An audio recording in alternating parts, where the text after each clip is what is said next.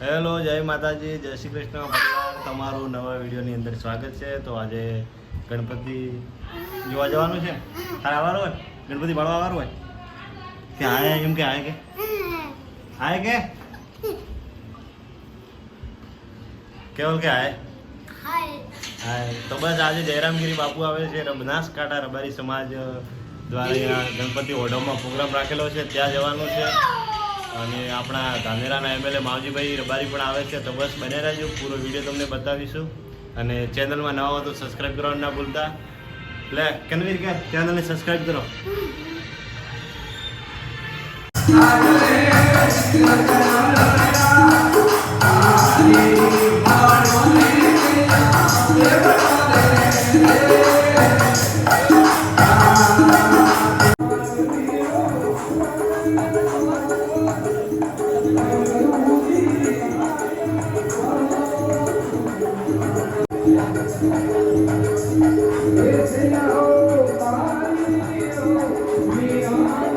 भगवान की जय, सद्गुरु देव की जय, गणपति भगवान की जय, सत्य सनातन धर्म की जय.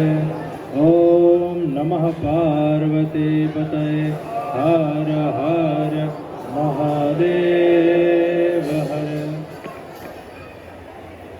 निर्माण मोह जित संग दोषा, अध्यात्म नित्य विनिवृत कामा, द्वंद्वेर विमुक्ता सुख दुख संगे, गच्छन्त मूढ़ा पदमाव्यन्त, न तद्भासयते सूर्यो न शशांको न पावकः, यद् गत्वा न निवर्तन्ते तद्धाम परमं मम. ભગવાન શ્રી ગણપતિના આ દિવ્ય પાવન પ્રસંગ પર આજનો પવિત્ર તહેવાર ગણેશ ચતુર્થી આ કાર્યક્રમની શરૂઆત થતી હોય છે અને અનંત ચતુર્દશી સુધી આ 10 દિવસમાં આપણે ગણપતિ ભગવાનને આપણા ઘરે બિરાજમાન કરતા હોય છે, એમનું પૂજન અર્ચન કરતા હોય છે. આ સરસ મજાનો દિવ્ય કાર્યક્રમ, ભવ્ય કાર્યક્રમ આપણા સમસ્ત બનાસકાંઠા જિલ્લાના રબારી સમાજ સાથે સાથે અહીંયા જે રાજસ્થાનના વસતા રબારી સમાજ એ પણ સાથે સાથ અને સહકાર આપીને વાડીની અંદર ખૂબ સરસ મજાનું આયોજન કરવામાં આવેલું છે. અને આ સમસ્ત જે ગણપતિ ઉત્સવ કમિટી છે એમને પણ ખૂબ ખૂબ સાધુવાદ, ખૂબ ખૂબ ધન્યવાદ. આવો સરસ મજાનો સનાતન ધર્મને અનુલક્ષીને કાર્યક્રમ કરવાનો જે વિચાર કરી રહ્યા છે અને ખૂબ સરસ મજાનું આયોજન કરાય છે. કેમ કે વક્રતુંડ મહાકાય સૂર્યકોટિ સમપ્રભ નિર્વિઘ્નં કુરુ મે દેવ સર્વ કાર્યેષુ સર્વદા.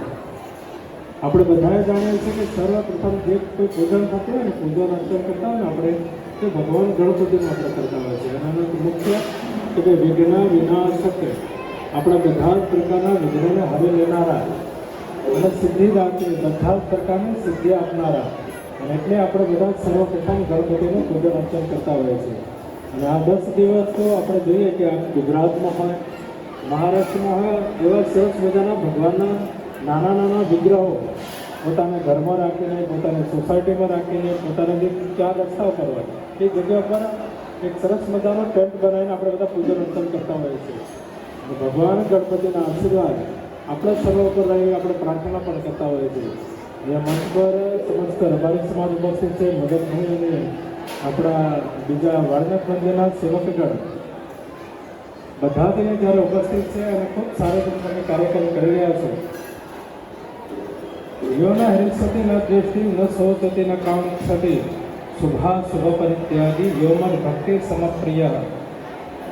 આપણે બધા કેવા પ્રકારના ભક્તિની આશા રાખીએ છીએ. ભગવાન જ્યારે ગીતાજીમાં કહેતા હોય કે જેના અંદર રાગ નથી, દ્વેષ નથી, શુદ્ધ અને અશુદ્ધ કોઈ પણ પરવા કર્યા વગર આગળ વધતો રહે છે.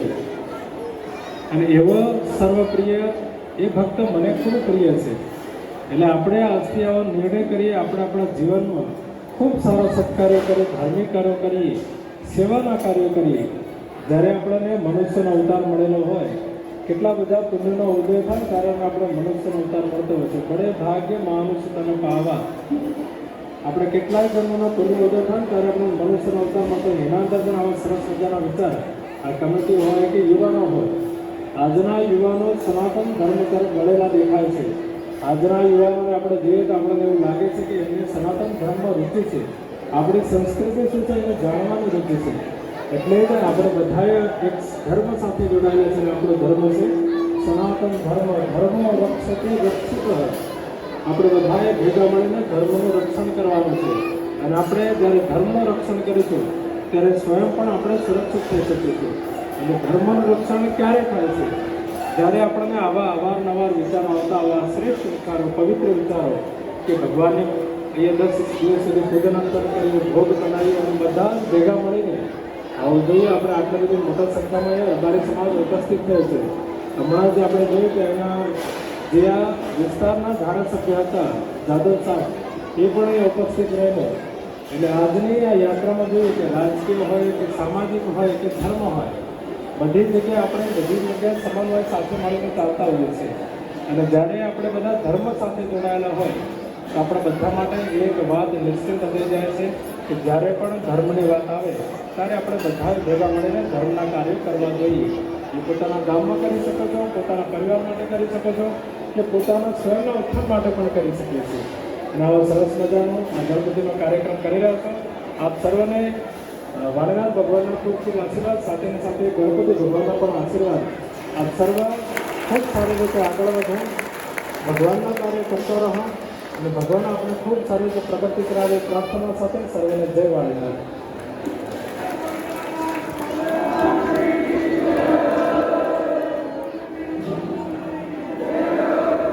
બોલીએ બાપુ બલદેવગીરી મહારાજ કી.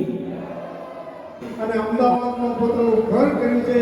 અને સલામને વંદન કરું. રામસિંહજી જેટલી વાત કરતો હતો કે આપ સૌએ અથાગ પ્રયત્નોથી આપણા વડીલોએ અમદાવાદમાં બધી આટલી જમીન રાખી આવડું ભવન બનાવ્યા છે. એ જગ્યાએ તમે મહોત્સવ બનાવો છો એ સૌ વડીલોને નમનને વંદન કરું છું કે આવી જગ્યા આજે અમદાવાદમાં રહેવું હોય તો મુશ્કેલો આવો સમાજનો કાર્યક્રમ કરવા માટે જે વડીલોએ પ્રેરણા આપીને જગ્યાને ભવન બનાવ્યું છે એમને ભગવાન ખૂબ શક્તિ આપે, ખૂબ ધનધાન આપે. ગણપતિ દાદાને પ્રાર્થના કરું અને સમગ્ર સમાજે આજે ગણપતિ મહોત્સવ નિમિત્તે સમાજને ભેગા કરીને સમાજના દર્શનનો મોકો આપ્યો બદલ આયોજકોનો ખૂબ ખૂબ આભાર અને અભિનંદન આપું છું.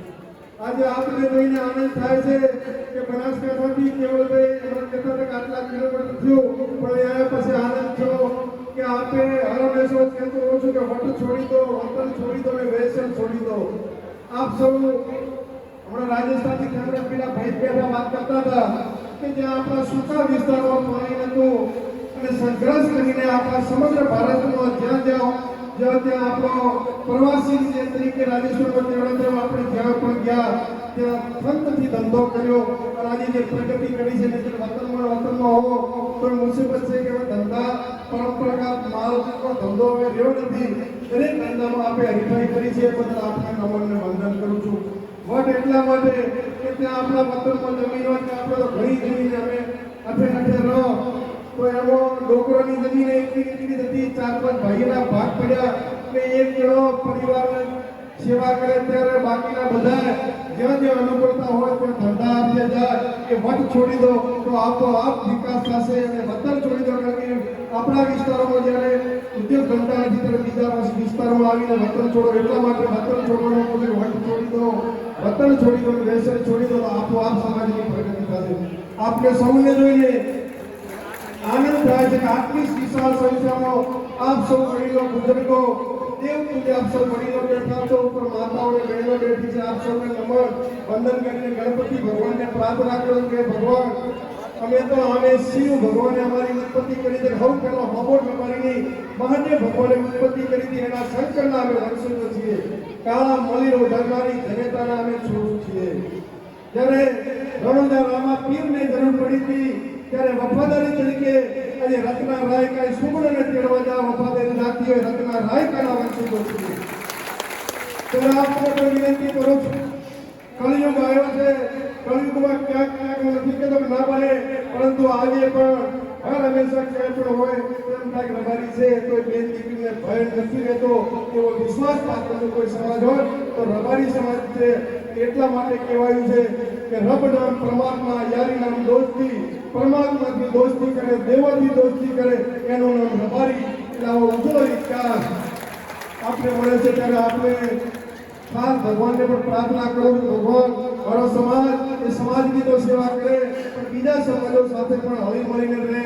એને એમ થાય કે મારે રબારીનો સાથ સત્વર વાંધો નહીં આવે એ સ્થિતિનું નવી પેઢી આપ સૌ નિર્માણ કરો એની પણ આપ સૌને વિનંતી કરું છું કે આપણા પરંપરા આપણી ઘરેની પેઢીઓએ હર હંમેશા ગરીબની સેવા કરી છે, ઉજળી પરંપરા રાખી છે. ત્યારે આપ સૌ ધંધામાં ખૂબ પ્રગતિ કરો અને પાછળથી રહી ગયા હોય એમને પણ મદદ કરી લે.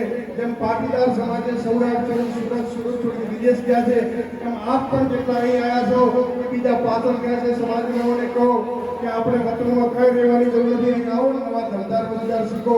આપ સૌ ધંધો ખૂબ ફળે એવી આપને મા જગદંબાને પ્રાર્થના કરું છું. અમારા લાયક આ વિસ્તારમાં કોઈ પણ કામકાજ કહેજો કે માવજીભાઈ ધાનેરાના ધારાસભ્ય આવવાના હતા સંજોગો વસાર ત્યાં કાર્યક્રમ હોય મને હમણાં જ ફોન આવ્યો તો મારો સંદેશો આપજો. એમની પણ માવજીભાઈ તમારી સાથે શુભેચ્છાઓ છે કે મારા લાયક કોઈ કામ કહેજો કે માવજીભાઈ અત્યારે આવી શક્યા નથી. અને વિશેષ આપ સૌને એ પણ કહું છું કે જેટલા ધંધો કરો છો ખૂબ एक बार जोरदार तालियों से उनका स्वागत करें.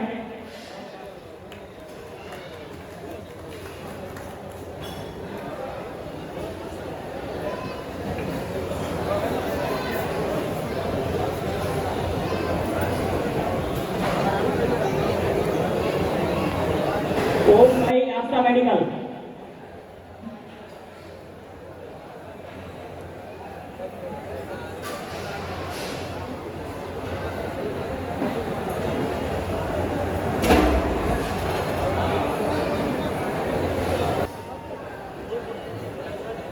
विशाल भाई